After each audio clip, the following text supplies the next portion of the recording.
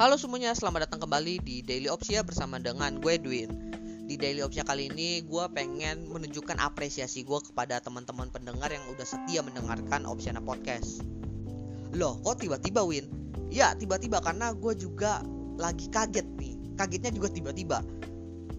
Sedikit cerita aja, jadi tadi itu gue kan lagi buka analitiknya akun podcast gue di Anchor. Nah, secara keseluruhan di mana podcast gue tersebar ada di sana. Dan di Spotify itu ada sekitar 20%. Gue mikir dong 20% ini segimana banyak. Makanya gue coba hubungin ke Spotify. Gue klaim podcast gue. Dan ternyata 20% itu setelah gue lihat angkanya banyak banget. Dan bisa dibilang sangat di luar ekspektasi gue. Hal itu juga termasuk dari sisi pendengar. Bahkan juga followers yang ngeklik follow tuh di Spotify-nya. Gue kaget tuh, banyak juga nih. Bisa dibilang jauh lebih banyak dibandingkan followers di akun Instagram gue.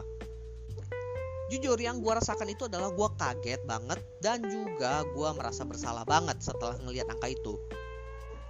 Gue kaget tentunya karena angkanya itu di luar ekspektasi gue.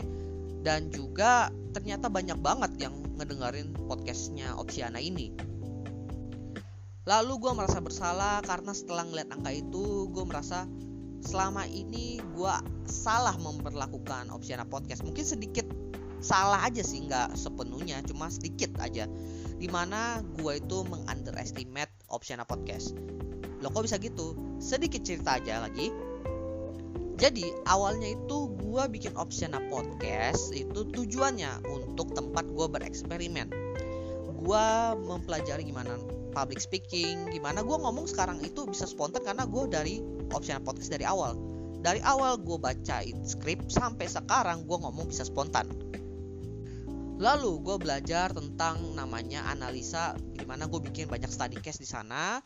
Terus gue juga belajar yang namanya marketing, dimana gue bisa dibilang lumayan menghabiskan uang untuk belajar yang namanya ads untuk promosiin Opsiana Podcast. Dan juga gue belajar bikin konten dari nol. Lalu benar-benar gimana merapikan konten terstruktur. Lalu scheduling juga gue belajar di Opsiana Podcast. Ini adalah tempat belajar gue. Dan juga tempat sharing gue. Ilmu yang gue dapatkan di Opsiana Podcast ini akhirnya bisa gue pakai untuk ngejalanin bisnis gue sendiri. Terus ngejalanin akun konten kreator gue yang lain, which is itu adalah hobi juga. Dan tanpa gue sadari, gue bertumbuh dewasa bersama dengan Opsiana Podcast ini. Dan juga bersama dengan teman-teman para pendengar. Sekali lagi terima kasih untuk yang sudah setia mendengarkan Opsiana Podcast. Bisa dibilang ini adalah sebuah tamparan besar buat gue. Karena jujur, awalnya itu untuk tahun depan gue belum punya rencana yang gimana-gimana banget untuk Opsiana Podcast ini. Tapi setelah gue dijabarkan dengan bagaimana teman-teman itu setia mendengarkan Opsiana Podcast, bersedia meluangkan waktu untuk mendengarkan. Akhirnya gue memutuskan sampai akhir tahun ini gue akan merencanakan ulang untuk tahun depan itu kira-kira perkembangan Opsiana Podcast itu akan ke arah mana. Ini adalah janji yang berani gue buat untuk teman-teman pendengar. Dan semoga dengan rencana yang akan gue rencanakan ke Opsiana Podcast tahun depan itu, gue bisa memberikan konten yang lebih bermanfaat kepada teman-teman, konten yang lebih menarik. Dan juga gue akan berusaha memperbaiki gimana caranya agar setidaknya ketika mendengarkan ya gak bosan-bosan amat. Karena gue juga tahu kalau bahas sesuatu yang technical business dan terlalu gimana-gimana tuh ngebosanin. So gue akan berusaha memperbaiki itu.